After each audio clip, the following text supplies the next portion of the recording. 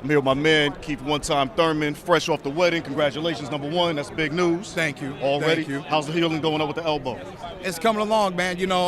I wanted to be quicker, but it's my first surgery and major injury. I've underestimated what the healing process was going to be like. I had the surgery at 28 years old. I'm 29 now. I thought it'd be easy to bounce back, but therapy is more important, if not just as important, as the surgery itself.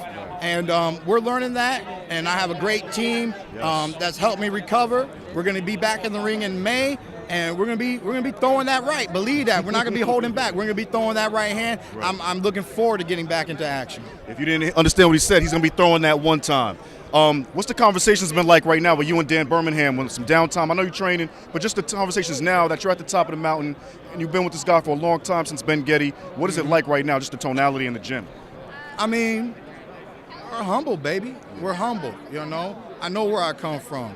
Clearwater, Florida, St. Pete Boxing, Ben Getty. I wear his name on my trunks each and every time that I fight. That's right. This right here is a dream come true.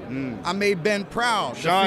Defeating Danny Garcia, okay? So for me and for Dan, we just have to do what we have to do. Be smart, our first fight coming back. Don't overexert yourself. There's no need to overexert yourself. I fought Danny Garcia, Sean Porter, back-to-back. 2 elite welterweights in the welterweight division. You don't see a lot of welterweights going to that kind of caliber back-to-back. Right. Suffering an injury, we just have to be smart. Later on this year, we can give you guys a more exciting fight. And then 2019, we're gunning for more belts, baby. Believe Absolutely. That. Now, obviously, you're very active on social media, sometimes because you're being antagonized on social media all day. But clearly the fervor around you and Spence is at an all-time fever pitch, even more so than it was against Garcia, I think. Oh, yeah. What do you think about this bout, #1? And truthfully, why is this bout even important for you? It's always important if you can elevate yourself, right? For Spence, he's coming at the #1 welterweight who holds the only unified champion in the welterweight division today, okay?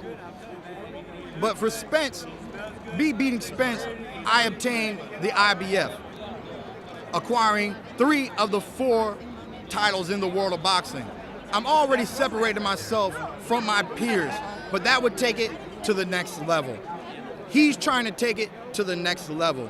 The fans want us to take it to the next level. Absolutely. That's what the talk's all about, But luckily, we're young. I'm not Floyd Mayweather. He's not Manny Pacquiao. Right. It's going to take a little bit of time because of my injury, but it's not going to take 5 years, baby. We're not going to make the world wait in the same way and manner. I want to have a get-back year, and then 2019, I'm going to be looking to put on more straps. Absolutely. Last question. Boxing politics be what they are. You still have other welterweights in the division like Manny Pacquiao and Terence Crawford, other dream matchups. Again, boxing politics being what they are those fights even something that you love to hear about or would even want to engage in? I wanted Manny Pacquiao for 5 years, baby. The dude's this tall. He never wanted to step in the ring with Keith Thurman, and he's a washed-up fighter today. He's a washed-up fighter. World champion, one of the best to ever did it. He's a legend. He's a legend in the game. But 6 losses, 6 losses. He just got beat by a boy in Australia who only was 15-0. He was a contender. He just got beat by a contender, right.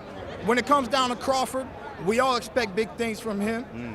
He's still yet to fight in the welterweight division. Right. I look forward to him to acquiring a world title. Politically, everybody knows he'll most likely lean towards the WBO. After the WBO, we can start negotiating whether or not Crawford is going to fight Errol Spence or is Crawford going to fight Keith Thurman.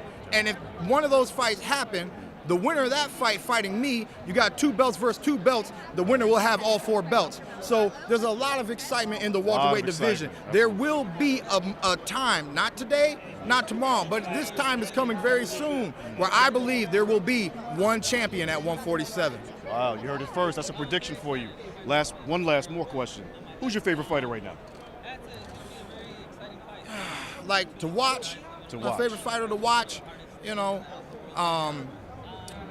Lomachenko, man. We love that movement. You know, it reminds me of Bruce Lee.